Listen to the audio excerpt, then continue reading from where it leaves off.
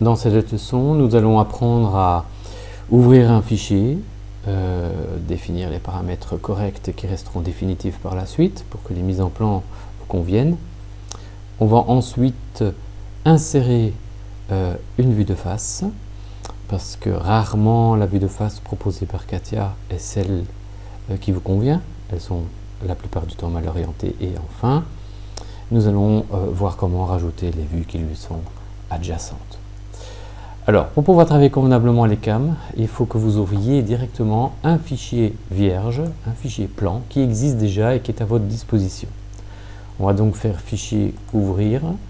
On va pointer vers le répertoire qui contient les formats de différentes tailles. C'est pour ça que ça s'appelle format AXY, puisqu'il y a des A3, des A4, horizontaux, verticaux. On va prendre donc, par exemple, un A4 horizontal. Je vais l'ouvrir. La première chose qui va apparaître, c'est un message d'erreur. Alors ce message d'erreur, c'est simplement un message d'alerte qui vous signale que le fichier que vous avez ouvert est en lecture seule. Vous ne pouvez pas enregistrer ce fichier-là. Ça doit vous mettre la puce à l'oreille. Vous allez donc fermer le message et enregistrer immédiatement votre fichier, enregistrer sous, pour le mettre dans le répertoire qui vous convient, mes exercices, lui donner un nom, plan pièce fraisée 1, j'enregistre, et à partir de maintenant, mais ce sera votre plan de votre pièce fraisée qui est dans votre répertoire à vous. Ensuite, qu'y a-t-il de particulier dans ce format vierge que vous venez d'ouvrir? C'est en fait un plan qui ne contient encore aucune vue, mais dans lequel on a déjà mis toute une série de configurations. On a déjà placé un cartouche au nom et cam avec les différents paramètres essentiels qu'on vous demande de mettre dans le plan que vous rendrez à la fin des séances. Vous avez la taille du format, le cadre de notre format et toute une série d'autres paramètres. Par exemple, il travaille pour l'orientation des vues en méthode européenne. On a déjà défini la taille de texte et la forme du texte, c'est-à-dire toute la police de caractères quand vous allez faire des mises en plan ou mettre des annotations. Voilà donc le fichier vierge sous notre nom personnel. Deuxième chose qu'il va falloir faire, c'est vérifier que tous les paramètres de mise en plan sont corrects. Alors, si vous avez démarré la première fois Katia, ces paramètres ne sont pas corrects. Comment les trouver? On va aller les chercher dans la boîte de paramètres maintenant que vous connaissez. On va l'ouvrir dans la conception mécanique et chercher le module drafting. Dans ce module drafting, on retrouve une série d'onglets avec toute une série d'informations. Alors en général, on essaye de s'assurer que lors de la mise en plan, par exemple, eh bien, qu'il insère effectivement des vues, pas de problème.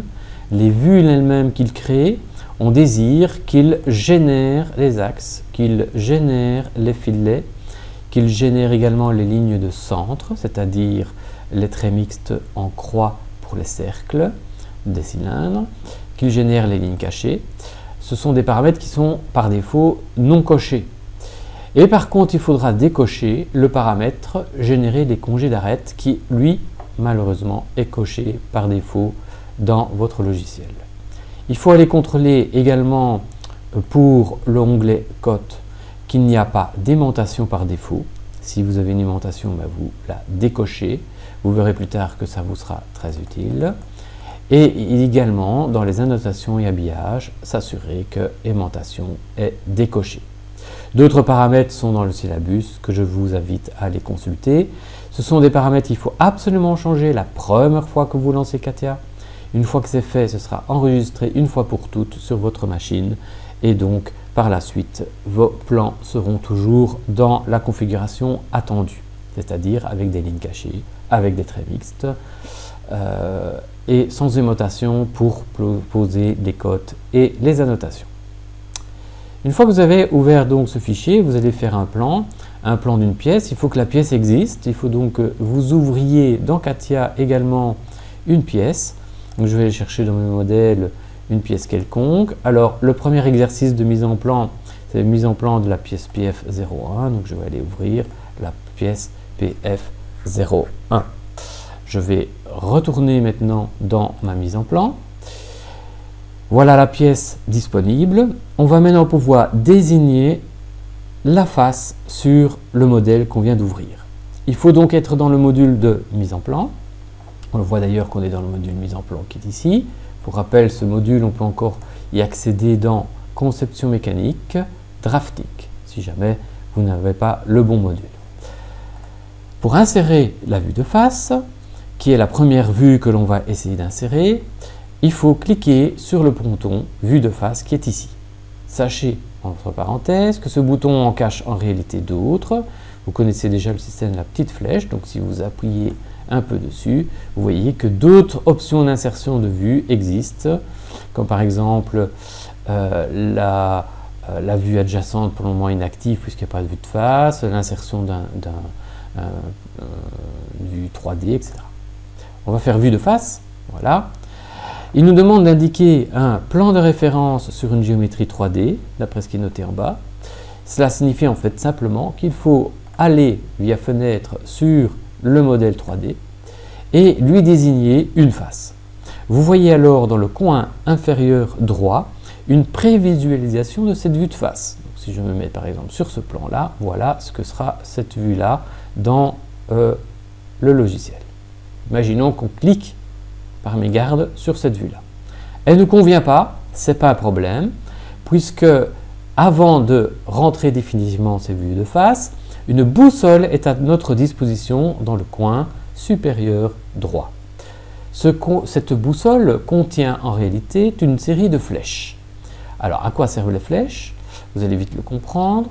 Les flèches permettent de réorienter l'objet afin d'obtenir la vue de face que vous voulez. Par exemple, je tourne la pièce comme ceci, ou je la tourne comme cela. Je peux encore la retourner dans cette direction-là. Et ainsi, vous pouvez réorienter suivant votre orientation à vous. Alors, comme je vais vous demander d'exercer la mise en plan imposée dans le syllabus, on va l'orienter de cette manière-là. Quand on est d'accord, content de cette position, on va cliquer sur le bouton central qui permet d'acter la vue de face. Et d'office, il nous traduit notre vue de face. Vous voyez qu'en prenant le cadre, on peut redéplacer cette vue de face à l'endroit que l'on désire sur le plan. Nous savons que vue de face n'a pas besoin de légende, alors sachez que les légendes des vues qu'il vous met sont éditables. Un double clic dessus et percevez son contenu. Si vous ne le voulez pas du tout, il suffit de le désigner, faire delete et vous avez supprimé la légende qui ne vous convient pas. Pour insérer les vues latérales maintenant, qui sont alignées avec la vue de face, vous allez chercher toujours dans le bouton qui est ici mais caché derrière l'option vue projetée qui va permettre d'insérer par exemple vue de gauche, vue de dessus, vue de droite, vue de dessous. Donc je clique sur ce bouton là. Comme la vue de face est active, suivant la position de mon curseur, je vais avoir l'orientation de la vue que je veux. Alors on va prendre par exemple la vue de gauche. Je peux relancer le bouton, je vais avoir la vue de droite. Donc vous remarquez qu'il fonctionne sans aucun problème et il respecte l'orientation suivant la méthode européenne telle que vous l'avez apprise dans les années antérieures. De nouveau, on a vu que les légendes, si elles ne nous conviennent pas, on peut les éditer ou les supprimer. Donc celles-ci, on va les supprimer puisque nous savons qu'on ne peut rien faire avec cela.